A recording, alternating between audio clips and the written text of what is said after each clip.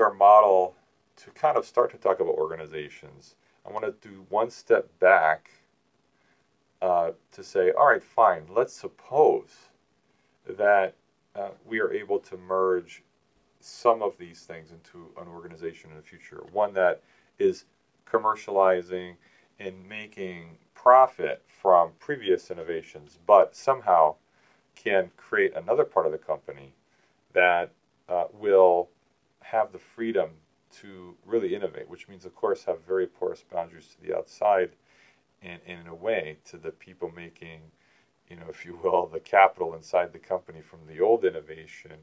They maybe look like a little bit like traders because, they'd have to obviously do this fundamental innovation. So, we want to get to that. So let's start with going down to the innovator and team and think about what the implications are for this process that we've talked about.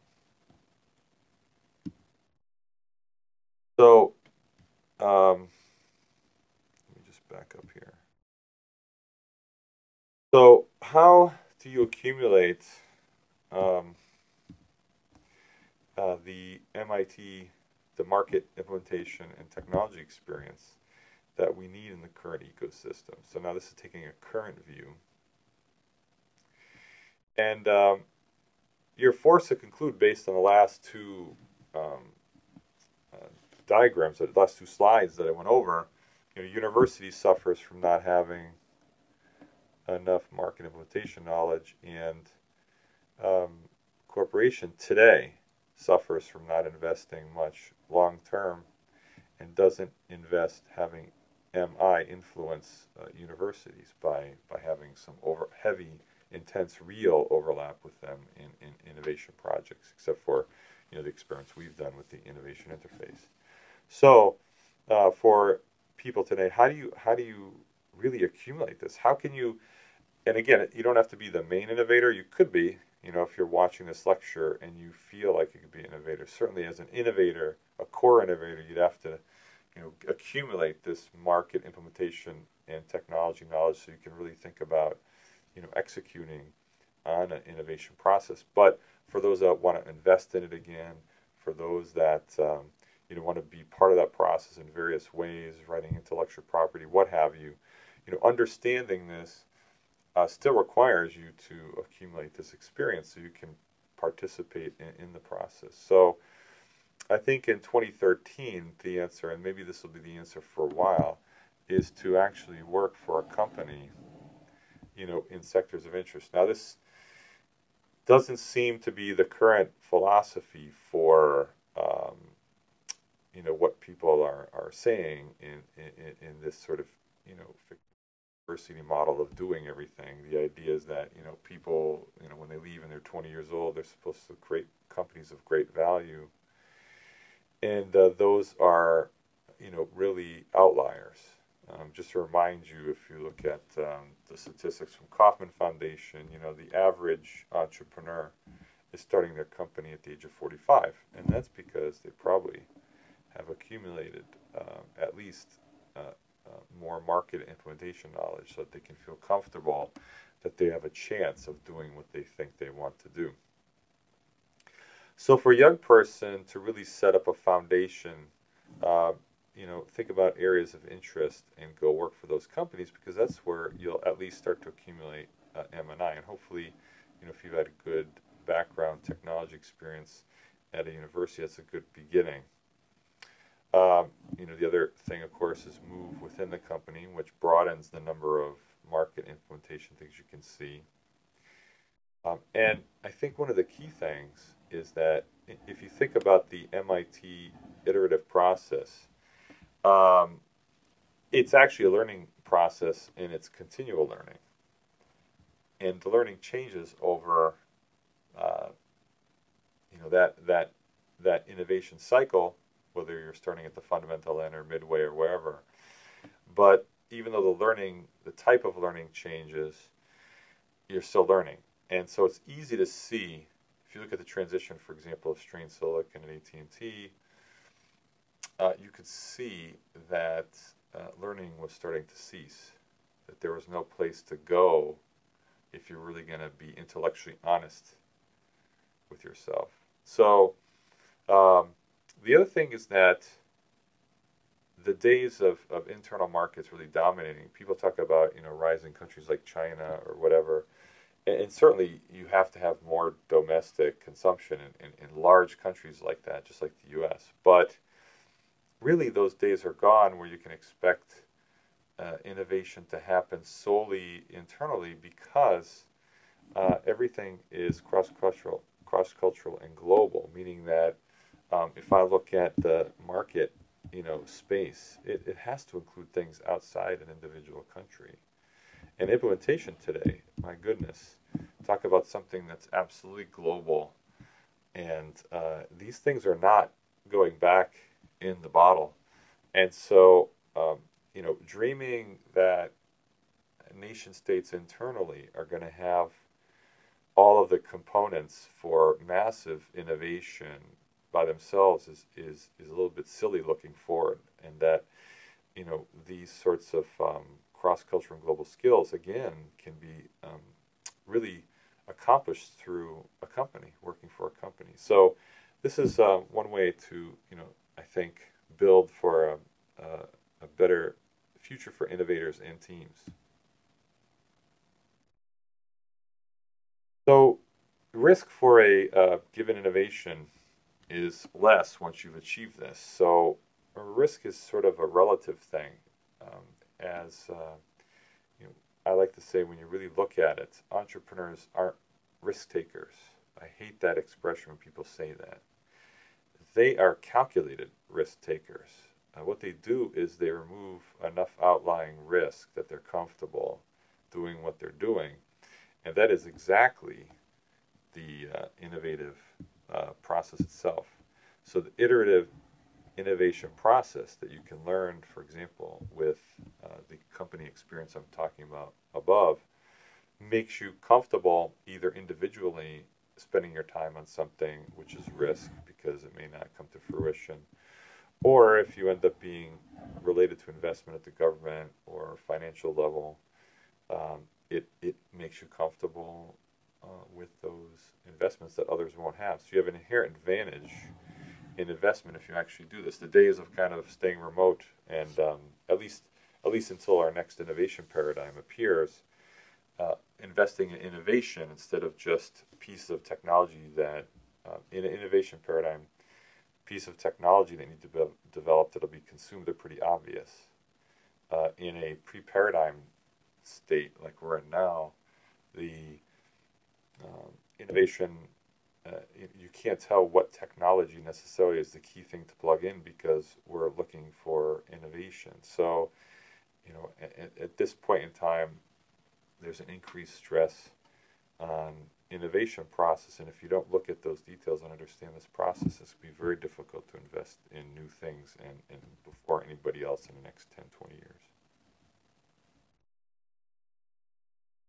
So this talks about if you think about it, the first bullet talks about, how do you get experience to build, because experience really is the key to accumulating some of this knowledge and to be able to open up the uncertainty in space. And I don't talk a lot about, this is all assuming that people want to have vision and they're personally motivated. There's a lot of stuff in here related to psychology of individuals. We're saying, look, just in general, whoever you are and whatever role you want to play in the future growth of the world, you're going to have to accumulate some of this knowledge. Even if you decide, for example, I only want to work on technology, in order to make career decisions, in order to decide what to work on, in order to, in different companies, you have different offers. Which one should I take? Well, how good is that company at creating an environment for this fundamental innovation to happen? How good is this company at picking the right problems? Because without the iterative innovation process, it won't be able to. And even if they don't understand, you might understand, in which case you would work on a project within a company because you know it has potential, even though the organization might not. So all this comes from experience plus other kinds of motivational things that we have not talked about. This deals with risk, right? So experience and risk. And then um, this is skills. So one of the mistakes in the 90s was that you would see this ridiculous thing, since people generally knew about market and technology, but they weren't really thinking about the huge important factor of implementation. That was the black magic of entrepreneurship, and we're trying to obviously remove that in focusing on innovation and then breaking down that process. So, typical thing would be, let's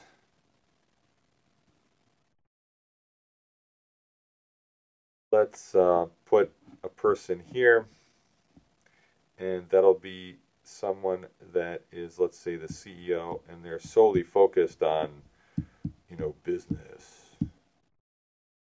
They're monodimensional. They came from a time period where they have business degree or whatever, and they're actually not much engineering background. If they are, they never liked it, and they have this attitude that if engineers should just be in a room, I give them beer and pizza, and they just give me stuff that I can loot or something. There's a lot of people out there like that, and unfortunately, investors seem to love those guys.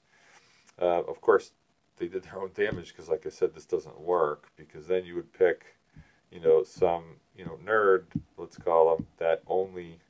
And remember, I'm talking about the beginning of the innovation process. Later on, all sorts of specialists are required, and if they only care about technology, that's fine.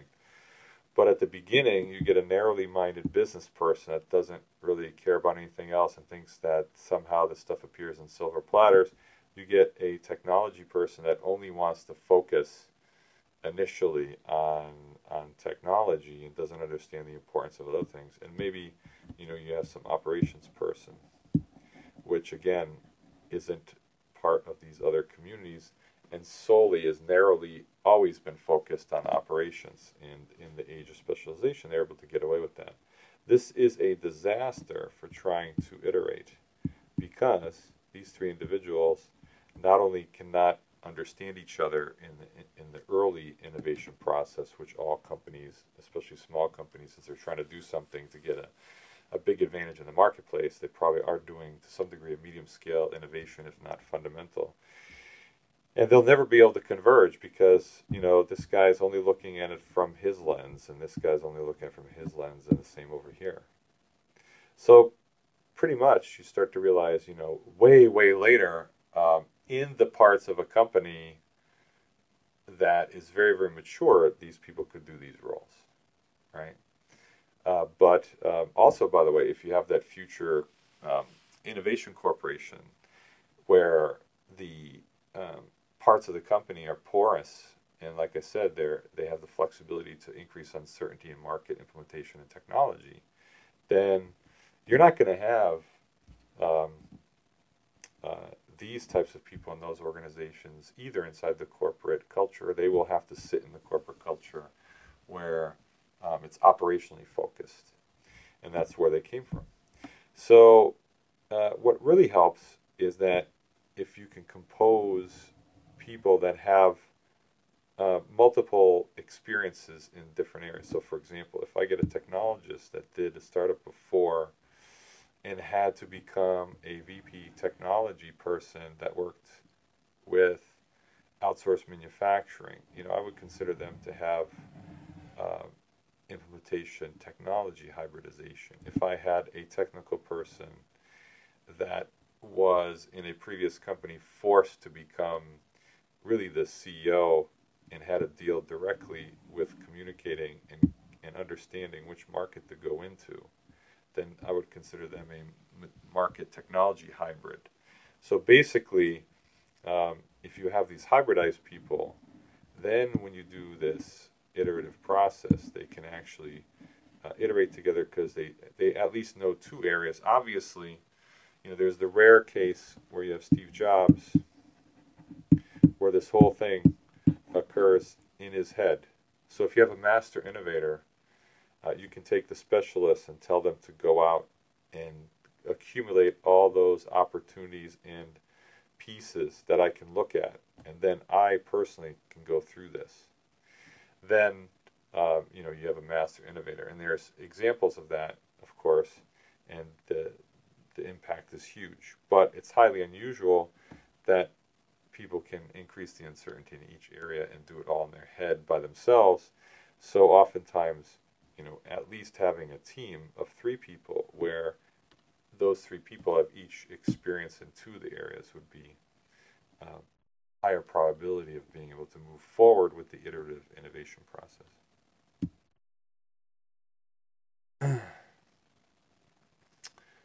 The process requires innovators and teams to be contrarian. This is obvious, but I wanted to say it here, that despite the experiences I'm talking about needing to accumulate, despite the risk profile, which is a calculated risk because you get comfortable with knowing where you are in the iterative innovation process, and besides the skills that you're accumulating in more than one area, hopefully, the other thing is that you have to want to be alone in the sense that no one ever believes that direction by definition because you're contrarian. If you do innovation, the further out you go, the more uncertainty you introduce, the more contrarian you are. And so a proper environment, if you're in a bubble, everybody's like, yeah, we're going to sell dog food, whatever, and there's like no negative stuff coming back to you. You can be pretty sure that it's incremental innovation. It's probably a bubble.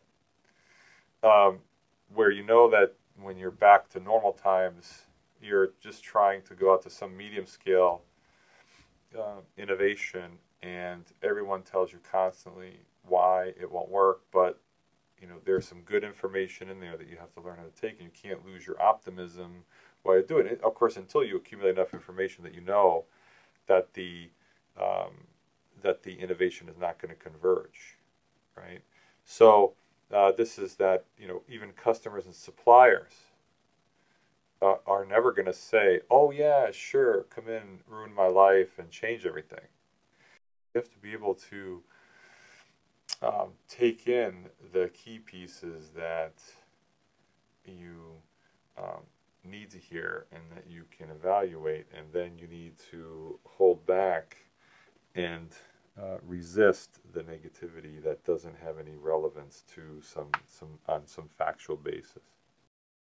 So let's stop there, and in the next part we will discuss current university, corporate, and nation-state problems.